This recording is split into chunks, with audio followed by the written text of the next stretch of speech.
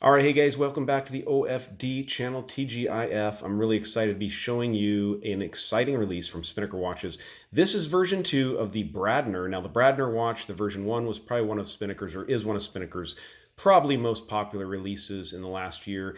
Came out, I think it's about 6 months ago. Well, they went ahead and made a few improvements to the original Bradner, and this now is the version 2. I'll go through the specifications of this watch really quick, and then we will go ahead and talk about what changes they've made to it to change the watch. So 42 millimeter case from side to side on this watch. You have 49 lug tip to lug tip, so it comes in a beautiful size under 50 millimeters. You have a 22 millimeter lug opening. I do believe it's 22 on this watch.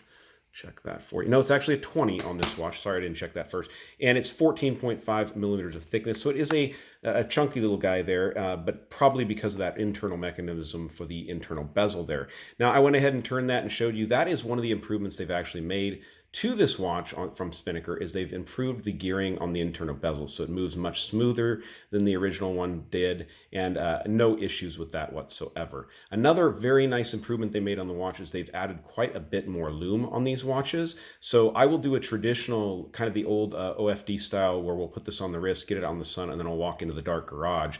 I kind of want to get some natural sunlight on this because it really seems to make a difference for those lume shots.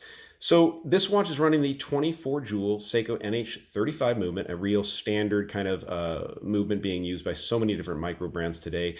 Very good movement. It just works. It's not a super expensive movement, but it does get the job done. I know a lot of people are moving over to Miyotas and whatnot, but I don't really see much difference between the Miyotas and the Seikos. I know people say the Miyotas tend to run a little more accurately, but I've never had a problem with the good old NH35. They're very serviceable, very workable, nice, useful movements.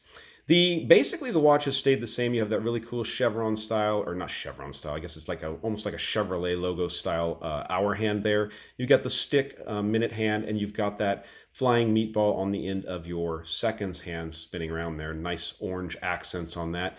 Good rectangular and square indices on this watch, nice and thick. And like I said, they really have applied the lume thick on this one. It does appear that they've actually put quite a bit more definition into the bezel, the internal bezel there. It seems to have more definition to it, a little bit thicker on the indices.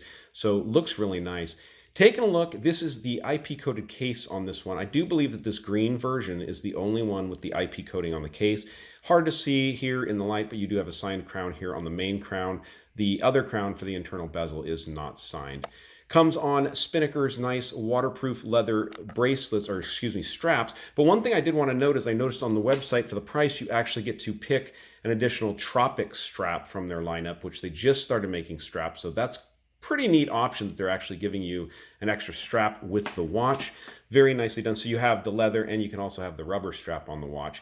Flipping the watch over and taking a look, you see the see-through case back for that NH35 movement in there. It lets you know on the back of the case that it's automatic movement, all stainless steel. Sapphire crystal on this watch. And interesting, they've also, with the other improvements they've made, they've bumped up the water resistance on this watch to 180 meters. And I got to be honest with you guys, I've never seen a watch that has 180 meters of water resistance, but that comes out to 600 feet. So definitely gave it a little more robustness, and that actually made the case a little bit thicker on this version than on the V1. I think the V1 came in around 14 millimeters. This one comes in at 14.5 is what I actually measured on it. So probably has something to do with that water resistance. That tends to be the way that works. So great looking watch here. These are available now at the Spinnaker website, so definitely go check them out. I will leave a link down at the bottom where you can get to the website. You can also use the code OFD30 at checkout and get a big, nice discount on this watch when you purchase them.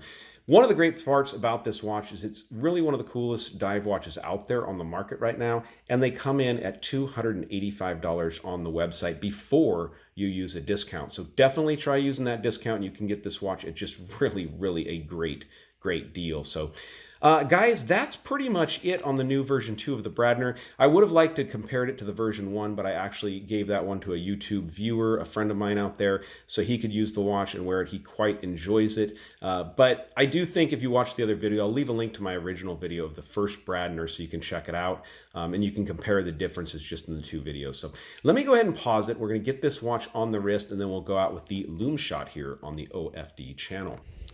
All right, so here's the watch on my 7-inch wrist. You guys can get an idea of the color of that dial. It's really neat. It's got that sunburst effect in the middle of that green dial. Let's go ahead and get it in the dark and see how it glows. So yeah, as you guys see, they've really improved the lume on the Bradner. I mean, this stuff glows and glows and glows. So good looking watch, good addition that they've made, adding this lume, adding more water resistance. Just a really cool watch. All right, guys, that's it for the Bradner version 2. If you like the video, go ahead and give me a thumbs up down there at the bottom. And if you've not subscribed yet, please do. Please do. Thanks, guys.